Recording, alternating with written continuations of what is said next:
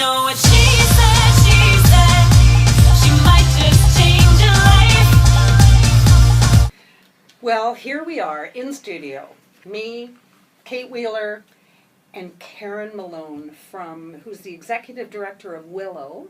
And so tell everybody what Willow is all about and about the anniversary. Oh, great. Well, Willow is 20 years old. It was founded here in Toronto, and it's a national non-for-profit that supports women and their caregivers, as well as men who are going through a diagnosis of breast or hereditary cancer. We offer free of cost support and information to make sure that they, truly better understand the diagnosis and the treatment that they're just about to undertake. So how many people do you provide services for, and how has that grown over 20 years? So we're national, so we go coast to coast, and we support in a lot of different ways. We have our helpline, which is available by phone for anyone across the country to be able to call into and speak to those individuals that have a lived experience with breast cancer themselves. We offer about 140 support groups across the country for those that really want to engage with like-minded individuals, those that are going through similar situations, and provide that sort of tangible personal experience and support those that are going through it. And then we also deal very heavily with email and web traffic and provide a lot of health content on our website. So your website is Willow.org. Willow.org, and so anyone in this country can go online and find a group near them, an office, Absolutely. We do our best to make it easy for those that are looking for answers, by those that have gone through the experience, anywhere across the country that we can. And also to connect with. Connecting is a huge deal, and we can connect in multiple different ways. We can connect them with other patients, but we can also connect them to those services, doctors, health providers, anything that they're looking for that they feel they have a need for. So we have a large resource a library that we can make sure that we inform those people where they live, where it's best, the closest location to the service that they need. Now, I understand breast cancer, but hereditary cancer, can you explain that a little more? What would be included and what wouldn't be? Yeah, so hereditary cancer are those that carry the BRCA gene, and the BRCA gene became very popular with Angelina Jolie announcing that she carries the gene mutation and underwent a prophylactic mastectomy in order to prevent her from getting either breast or ovarian cancer. Hereditary cancer is prevalent. It's 5 to 10% of the population will carry the gene, and if you do carry the gene, there's a significantly higher risk of you getting breast or ovarian cancer. Are more people opting to be tested for the gene? Absolutely. I would say with the Angelina Jolie effect, the genetic counselor business has gone through the roof. Hospitals located in Toronto, I know specifically, have undergone a huge increase in the amount of patients that walk in looking for a genetic screening and testing, and there's a huge wait for that now. But this is usually people who have had breast cancer in the family. Not necessarily. There's a large cohort now that are becoming previvors. Oh. So there's lots I have of... no breast cancer in my family, and I thought, I don't have to go get tested for that. Well, there is some criteria that you should be considering for you to be validated in order for you to get the screening. But just because there's not a diagnosis yet does not mean you do not carry the gene.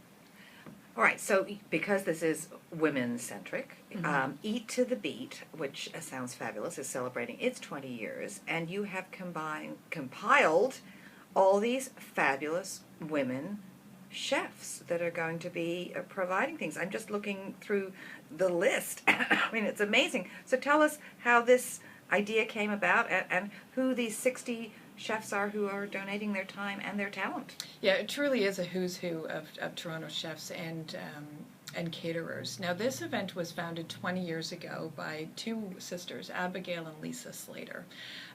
Both of them had the vision to use female chefs as a platform to tell the story and to raise awareness for the complexity of the breast cancer diagnosis.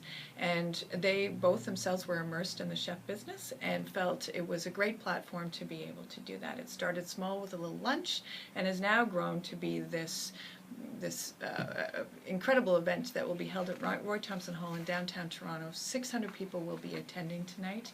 60 chefs, that include some of the best from the hotels around the city, some of the longest standing restaurants that have been serving Torontonians for years and years and years. Again, caterers that do this business and serve the community for years. Amongst that comes a lot of the benefits to beverages as well. So we have a number of wineries that have donated their goods to be able to make sure that the pairing with the food is perfectly matched. Is this your principal fundraiser? It is our principal fundraiser, yeah. It is, and without it, Willow would not be able to continue to provide the free of cost programs that we do run nationally. The significance of this, the significance of the Slater sisters being able to have this vision and support Willow has really made our programs grow across the country. Well, I'm sure the event has grown too, because I'm sure you didn't start with 60 chefs in year one. No, we didn't. It was truly a very small, intimate affair, and it really closely connected to those that volunteer their time to put the event together, and it was much smaller and on a much smaller scale. We run the whole circumference of Roy Thompson Hall, and it's just a magnificent night of eating and So I'll be able to walk from food station to Yeah. food station to be able to walk off To the walk off. calories. Is that the to walk off some of the Now, calories. is there a route that you suggest as we arrive? No, I don't actually recommend anything other than where you start is where you're most hungry and what's the most appealing.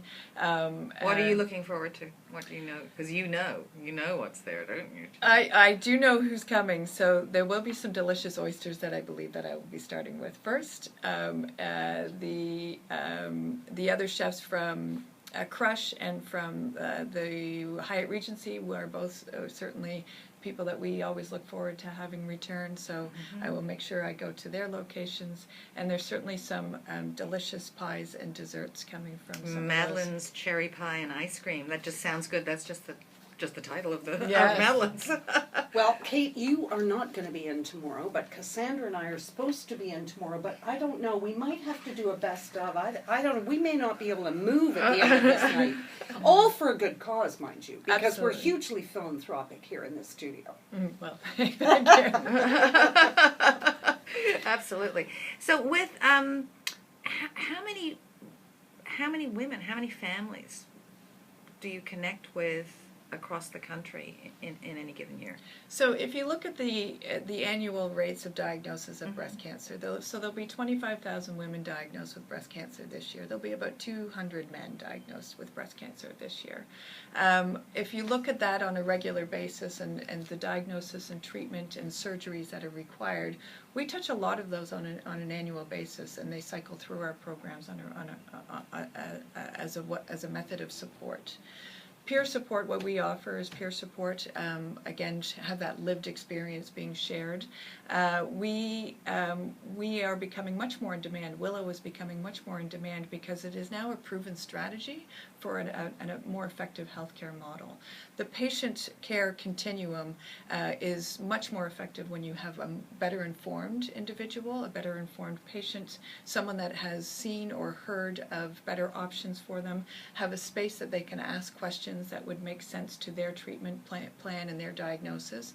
So then they're returning to the doctor with a much more informed idea of what they're about to undergo, and ask of them the right questions as to what is needed for them personally to be able to achieve the best quality of life post-treatment and post-surgery.